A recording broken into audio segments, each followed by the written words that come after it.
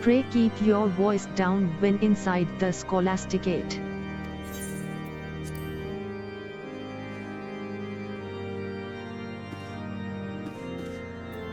"'Tis a true pity. While the Scholasticate is known for its warm and inviting atmosphere, never has it been so austere.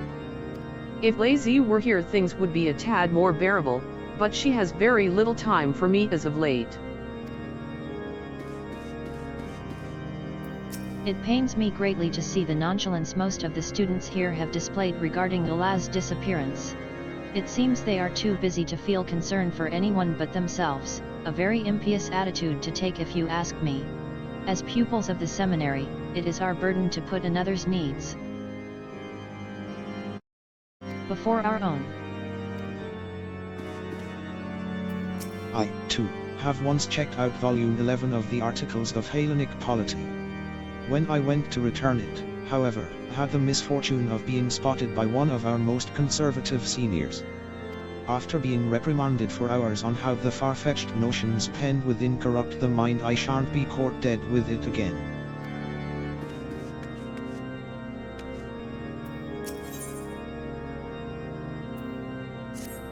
Mistress Khpein, just the woman I was hoping to see. I am sorry to say that a rather disturbing rumor has been circulating around the Scholasticate of late, one which claims that Archombadin arranged for Ulaa to be, taken away. That the boy scorns those who favor different interpretations of the scriptures I do not deny, but I labor to believe he would go so far.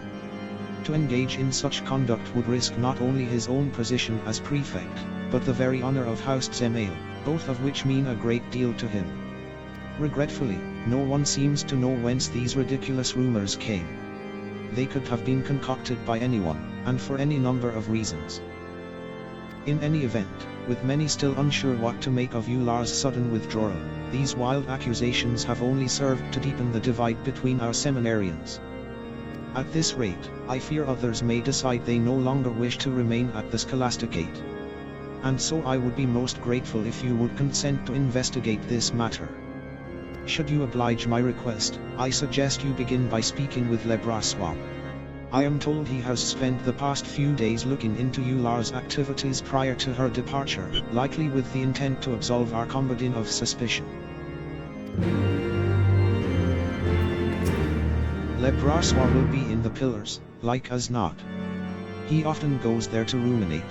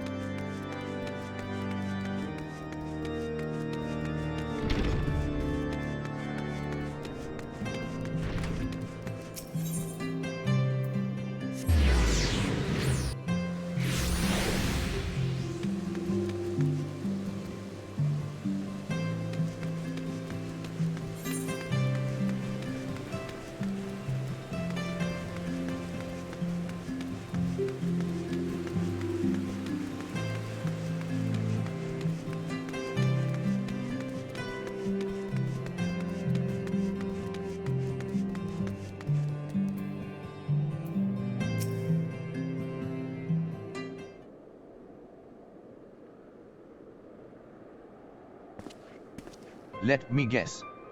You caught wind of the rumors, and thought you would come and investigate, yes? Well, I'll have you know that Archombadin is innocent. He has nothing, absolutely nothing, to do with any of this nonsense. I have known him since childhood. While he might occasionally seem somewhat high-handed, mayhap even callous, he would never do anything to harm anyone. If that is not enough, there is also the fact that in the days and weeks prior to Ulaa's disappearance, I was not out of his company for more than a few moments. He could not possibly have committed the crime of which he is accused without my knowledge. Whoever orchestrated all of this clearly planned for the blame to fall squarely on his shoulders, that much is certain. Yet numerous as the enemies of House Dzemael are, I struggle to think who would resort to something so underhanded. Unless it was the girl herself. Don't you see? What better way to besmirch the good name of one of Ishgard's foremost houses and win over your peers than to vanish and later spread rumors that he was somehow responsible, and then to go and plant. That is to say. Oh, by the Fury, I pray I am not making a mistake. But first, I would have you swear to tell none but the inspector what I am about to reveal.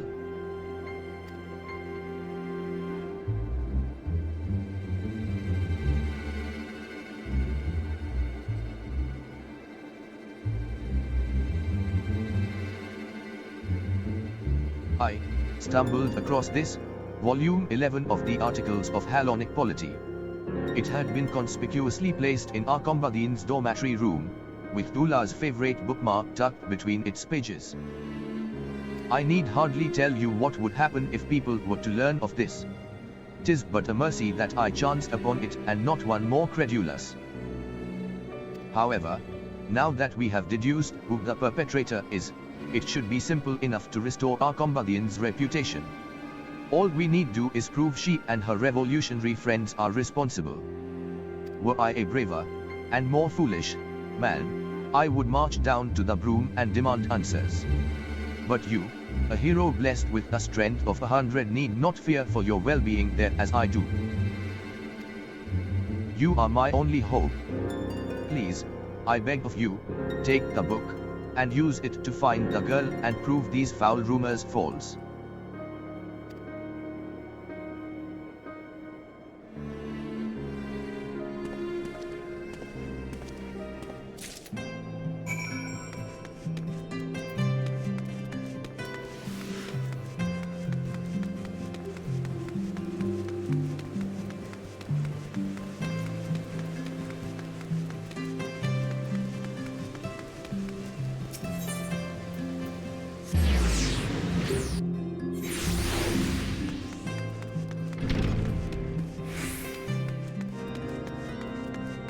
It feels as if we've waited here an eternity.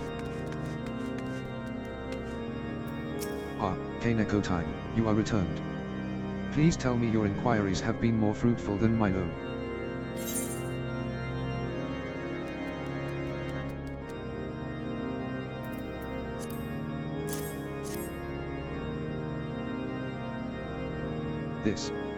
It's the missing volume. However did you find it? So Lebrassoir believes that Ulaa or one of her revolutionary friends planted it in Archombadin's room as part of an elaborate scheme to defame House Dzemael. I continue to be amazed by what ridiculous conspiracies these children can convince themselves are true. As if the future of Ishgardian society shall be shaped by the actions of some few ambitious seminarians. Anyway, I will allow that she may have been consorting with others who supported reformation. And were she persuaded to engage in rebellious acts, the dormitory prefect would have been an ideal target. Alternatively, Archombadin was so arrogant and careless that he thought nothing of leaving incriminating evidence in plain sight. He would hardly be the first. Needless to say, speculation will avail us naught at this juncture. First, I must see what I can learn from this book. In the meantime, I would have you go and speak with the people of the Broom. See what they know, if anything, about Ulaa, where she might have gone, whom she might have visited, and so forth. Failing that, keep your ears open for news of unusual happenings. One can never be too well informed. If a young woman like Ulaa has spent any time in the Broom, someone is bound to have taken notice. Nevertheless, if you fail to learn aught of value, it may be prudent to ask for the latest gossip.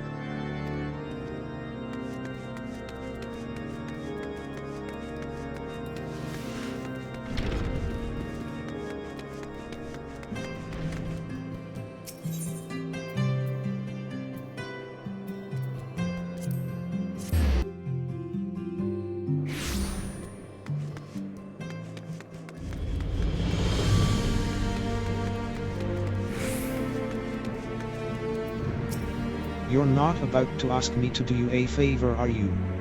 You'll forgive me for being suspicious, but just the other day, a man draped from head to toe in fine silks approached me, all nervous and twitching. He tossed a purse at my feet saying the gilding it was mine for the taking. All I had to do was head to the Eorzea and buy him a couple vials of cough syrup. Tempting as it was, I wasn't about to risk getting involved in someone's shady schemes, though I told him to piss off and that was that. Anyone with an ounce of sense would have done the same. There's always a catch, friend, and for that much gil I reckon it could have been fatal.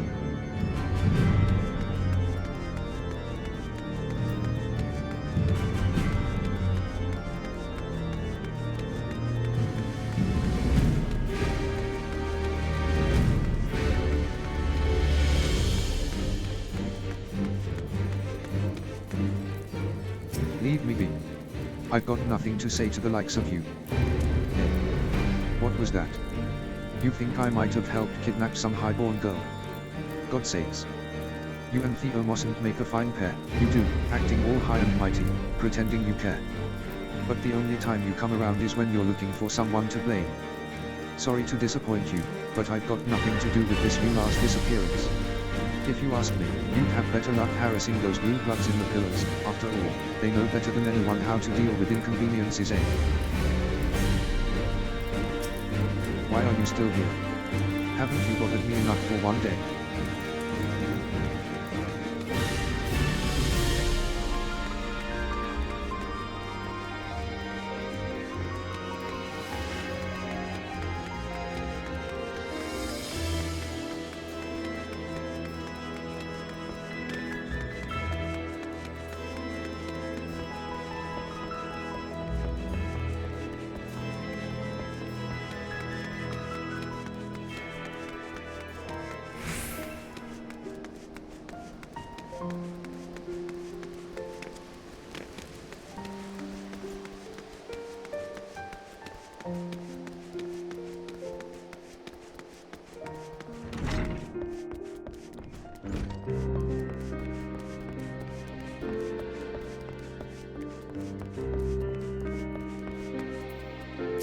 I distinctly recall telling you once that my patrons appreciate their privacy.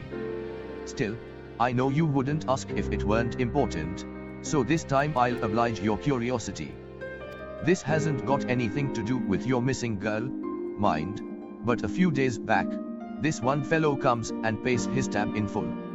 A surprising development, as I'd long since written it off as a loss. Came into money, he says, and has a mind to settle his debts. Pleased as I am by his changing fortunes, all the while I'm wondering who he left bleeding in an alley to get that much gil at once.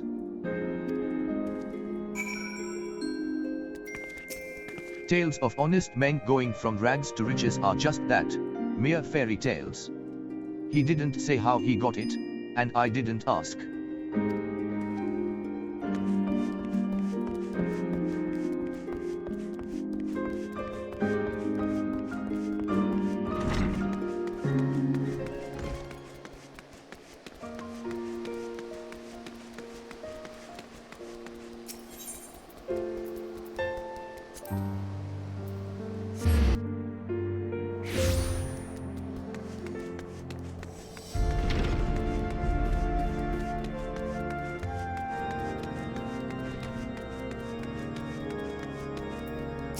Excellent timing, K'nekotein. I have findings to share. While Ulaa's bookmark suggests that volume 11 was within her possession at some point, it does not tell us when that point may have been. With this in mind, I decided to pay a visit to the seminary library. Sure enough, her signature was in the logs, indicating that she was the last person to have borrowed the tome. I compared the handwriting to samples from her old assignments to be sure, and found no irregularities. One might argue that this supports Lebrassoir's theory, but it is far from conclusive evidence. I suppose you cannot use those vaunted powers of yours to grant us a vision of the past and spare us further hardship. I thought not. Then we shall rely on the more traditional methods. So, what came of your inquiries in the Bro? Do tell. Nothing, but that is to be expected, is it not? Again I am reminded how ridiculous the two scenarios presented to us purporting grand conspiracies truly are. Is it not more likely that both the girl and Archombadin are innocent of wrongdoing? We must continue searching for more clues. Even the most insignificant tidbit may be all it takes for the pieces of this puzzle to fall into place.